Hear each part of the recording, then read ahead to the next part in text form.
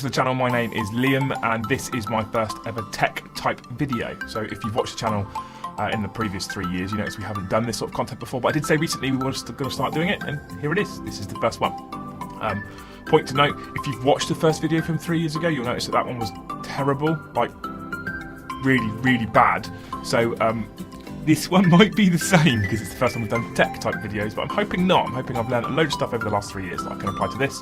But feedback would be greatly appreciated. Please comment below on what you thought, things you liked, things you didn't like, etc. Because that sort of feedback will be really good from people, just to hear whether you did like it, didn't like it, or whatever. But these are the sorts of videos I want to start doing. So just a very brief sort of tech type video intro before we get in the meat and bones of this specific video. I'm going to not be aiming them at professionals. I'm not going to be aiming them at those people that know what they're doing with DSLRs or with computers. Or this is like, and I'm not calling you idiots. This is like an idiot's guide. So this should be stuff that the everyman can pick up and perhaps apply to maybe improve their videos, to maybe learn about a new piece of technology or equipment or anything like that. So it's not necessarily a teaching channel, it's just about talking about tech. I've got an obsession, I want to share that obsession, so that's all it is.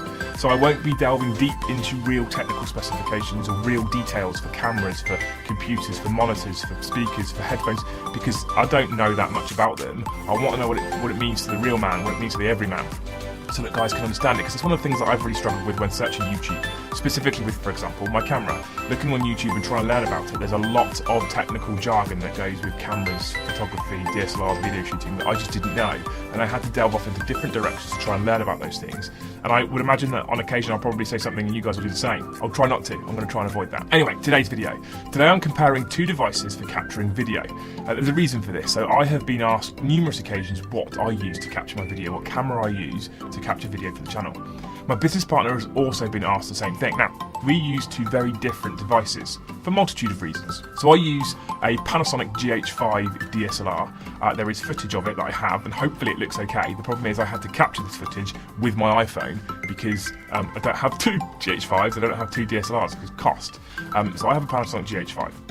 So tech specs of the Panasonic, let's talk about that first. It is a 20.3 megapixel camera. It is a micro four thirds sensor. Basically it means a sensor that captures the picture isn't as big as a normal full sensor. It's got the capability to record 4K at up to 60 frames per second. It can also do obviously 24, 30 up to 60 frames. We're comparing it to my iPhone 11 Pro. This is my smartphone of choice, the one that I use every day. This is my phone. So we're comparing it to my iPhone 11 Pro. The reason why I'm comparing it to a smartphone is because my business partner, he records everything he does on a smartphone. Now, I don't have his smartphone. I'm at quarantine, I can't go and get it. So I'm using mine to compare. Now, for the purposes of this video, I should probably tell you the specs of the iPhone, right? Because it's relevant, because I told you the specs of the GH5. So the iPhone has a 12 megapixel main camera, which is the camera we are going to be using for this video. It does also have a telephoto lens and a wide angle. You can see the three lenses there. So one of them gives you a super wide shot, one of them zooms in 2 times, but the main camera we're using is a 12 megapixel camera. It also can film 4K at 60 frames per second. And it can also do 30 frames to 24 frames. So for the purposes of this particular experiment, I set both cameras to 4K at 24 frames a second, just because that's what I'm normally filming with my camera now. What I'm filming in as we speak is 4K at 24 frames. So I put the iPhone in the same, so they were exactly recording in the exact same resolution and the exact same frame rate for comparison. It makes sense. Now, whilst capturing footage for this experiment, I decided to put both cameras in auto. Now, the iPhone, I don't know if it has any more in-depth settings than that. Out the box, the video quality is very good anyway, so I've never had any need to delve into settings to see if there's any more. All I've ever done is gone in and changed the frame rate and the video quality. And I only really do that for file space, or because I want higher quality. I like to film in 4K. I prefer 4K. I think it gives you more options in post. It's less forgiving though, to be honest. But 4K is my go-to. However, if I'm looking to save space on my internal storage, for example, I might scale down to sort of 1080p or whatever. That's the only real setting I play with the iPhone. The GH5 has an intelligent auto setting, which is what I've set it for most of the footage that's in this video. Some of it isn't, and I'll explain that in a bit. But Intelligent Auto basically does everything for you. So it adjusts the aperture size, the shutter speed, the ISO, all the exposure stuff. It does it all for you. So that I thought was the fairest comparison, was to put the camera on auto and the phone on auto. As for the camera, there are many accessories you can get for something like a GH5. You can get neutral density filters, you can get different lenses, all kinds of extra stuff. Again, for the purposes of this video, I've basically got no accessories. I have a battery grip attached because it makes it more comfortable to hold. I have a small rig cage sat on it because the small rig cages are incredible. It allows me to mount things to it. But for this video, I've only mounted two things. One is a wooden handle to help me hold it and keep the footage stable. The other thing was my iPhone. I mounted the phone to the top of this to try and make sure I grab the exact same footage from both devices, and that means I can put comparisons on the screen for you that are basically, with the exception of a few mil in height, the same footage. So why compare these two devices? There's pros and cons to both of these. One of the things I'm trying to prove in this video is that anybody can start creating video. You can just pick up your smartphone, off you go, and start creating video, creating content that you can then share with the world on Instagram TV, Facebook, YouTube, Twitch, etc. Anybody can do it with a smartphone. And what I'm trying to prove here is that actually, if you don't know what you're doing with the camera, you can get better quality out of your smartphone than you can out of a camera. So I'm going to start showing you some side-by-side footage or overlaying some footage, and you can see a difference. In the bottom left-hand corner it will tell you what device is being used to capture the footage, and you can see a difference in the footage quality. I do think on occasion the GH5 footage looks a lot nicer. For example, there's a section where we're walking through the forest and the light isn't too bad, and Intelligent Auto does a real good job there, and I think the footage is slightly nicer. As we pan around, you can see the iPhone will pixelate a little bit and it's less clear, but the HDR is working really hard for the iPhone, and you can see that the colours are a little bit more rich. One thing I will mention whilst we're looking at this footage is at this stage I haven't colour graded any of the GH5 footage. It is just raw out of the camera on purpose because I also haven't colour graded the iPhone footage. So I just want to show you, if you pick up the camera, hit record, go, what it looks like. As we come out into open spaces, it wasn't a particularly sunny day. It was quite overcast, quite cloudy. You can see the sky. You'll see here the GH5 on auto started to struggle a little bit compared to the iPhone. Like I said, I haven't got an ND filter fitted, so I'm not protecting the camera from those bright lights, bright rays, bright colours. And it sort of washed out on quite a few occasions compared to the iPhone, which handled it a lot better, it seems. This is quite interesting. This is because it's on auto. Obviously, if I had it on full manual, I would control things like my ISO and control things like my aperture size, which in turn controls the overall exposure and allows me to capture the type of image I want. What's interesting, however, is I walked out of the forest onto this open area and I left it to automatically adjust like the iPhone did. Now, if you're capturing video and you want to be going in and out of lit areas, well-lit areas to dark areas, etc., and you don't want to stop, change settings, record, this is a real championing point for the iPhone or for the smartphone in general, because the auto just dealt with it. Whereas the camera, if I was doing it manual, because manual you will get better footage. Let's say this straight away, if you're capturing manual and something like a DSLR, it will beat an iPhone or a smartphone if you know what you're doing and you know how to play the settings. I'll show you some of that later. But otherwise, out the box, the iPhone in auto is obviously, as you can see, beating the GH5. So here's some more footage and something else that I found quite interesting using them both on full auto. The iPhone has a thing called cinematic video stabilization.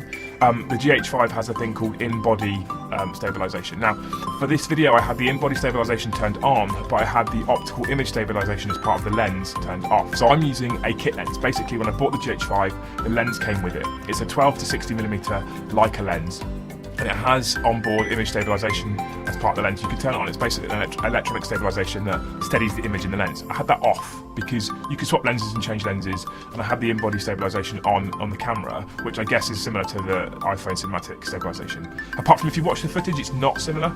It's not similar at all.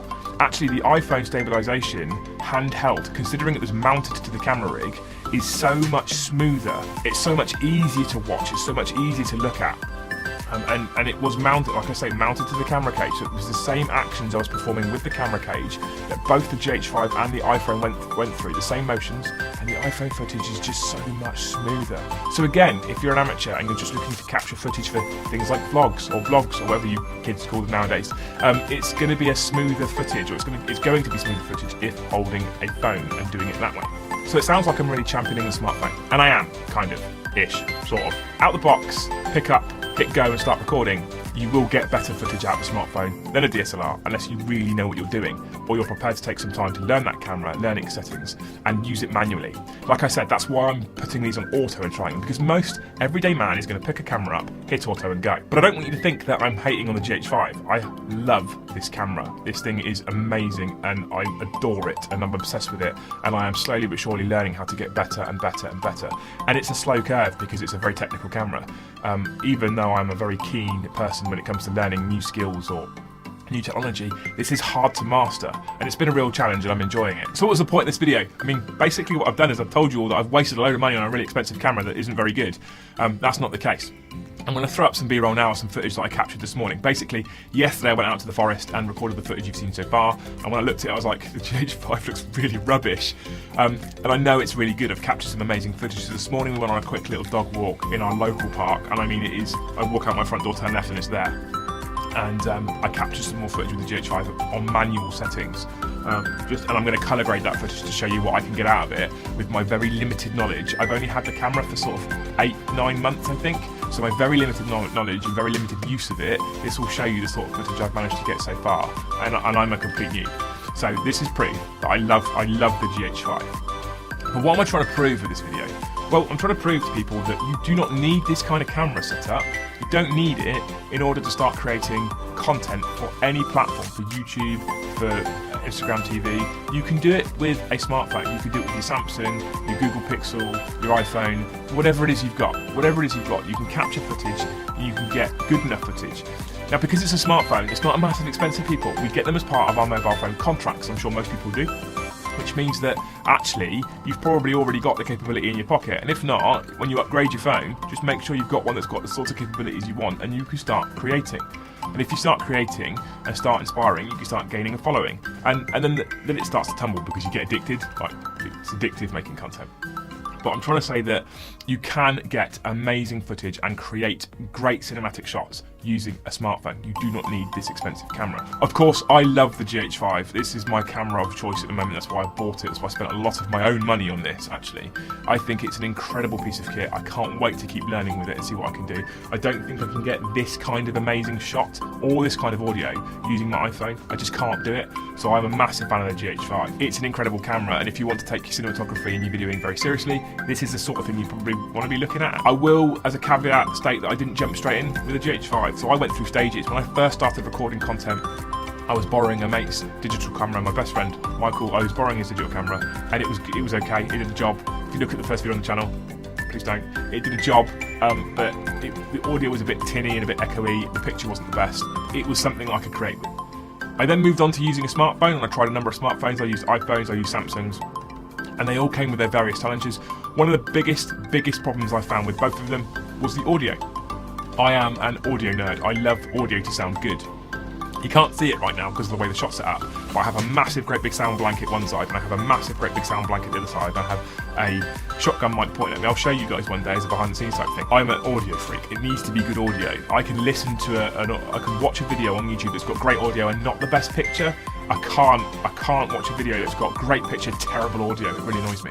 And with the smartphones, I didn't have that option to have good audio. So this is why I looked at upgrading, but I still didn't jump straight into GH5. Originally, I bought a little handheld video camera. I think it was a Panasonic H770 or something. And it had a 3.5mm mic input, and it only did 1080p. And I used that for ages to start to learn to use a video camera, and then I upgraded to this beast, the GH5. But I will state straight away, having this camera has not made me a better videographer at all. At all. I've had to learn more because of the camera, which has therefore made me a better videographer, but the camera hasn't done it. In fact, when I first went from my video handheld to this camera, my footage looked much worse to start with. The first few things I filmed, the first few hours and hours of footage that I captured with it, I binned it because it looked so bad because I didn't know what I was doing. And that's a real warning to people. If you jump straight in at a massive DSLR, it can cause you problems. You have to be patient and willing to learn. My footage looked worse, like much worse, and I went back to my phone for a while. It's interesting that these sorts of cameras look amazing and they're very impressive and you can get great footage, but it takes work and it takes some effort. So don't discount your smartphone. Start practicing with it, even if you just use it to get shots, to get cinematic shots, to get some sort of footage, and then you can play around with it in an edit. If this video's done one thing, I hope that it inspires people to just get their smartphones out and start recording content and creating content for things like YouTube. If you do, feel free to drop a comment below and tell me what you're doing, what you're filming, or even tell me what your channel name is, and I'll come and have a look, because I'm just interested to see what people are creating. And I'm hoping to inspire even more people to just get rid of that "I haven't got a big camera" excuse and just get on with it, start filming stuff. And I'd love to see what you guys are up to, so feel free to let me know in the comments below. So I'll link everything I have in the video description below. Everything will be, if I can, Amazon affiliate links. Amazon affiliate links basically mean that if you buy them, if you decide to purchase the thing that I've been using, it costs you nothing. Absolutely nothing extra. It doesn't cost you nothing. That'd be really good. It costs you nothing extra, but it will financially support the channel, which is amazing. If you also want to financially support the channel further, you can think about becoming a member of the channel. There's a little join button. You get a little beard symbol next to it. It's amazing. A little beard symbol next to it to show you how long you've been subscribed to the channel. We're up to a total of 9 people who have enjoyed the channel so far. And it comes with its own rewards and benefits, which you can see on the page if you click the link. There's also a link in the video description for that below as well. So that's pretty much everything, guys. If you've got any questions, again, please feel free to comment below. Don't forget to check us out on Facebook and Instagram. There will be links below. Everything's below. Everything's below. So feel free to check us out on our social media platforms. Every time we stick a video out, we do put it on Facebook. We do post quite regularly to Insta. I'm trying to increase my non-hobby Instagram. Come and find it, please. So I hope you've really enjoyed this video. Give it a thumbs up if you have enjoyed it. Thumbs down if you didn't. Thank you very much for watching, and we'll see you in the next one.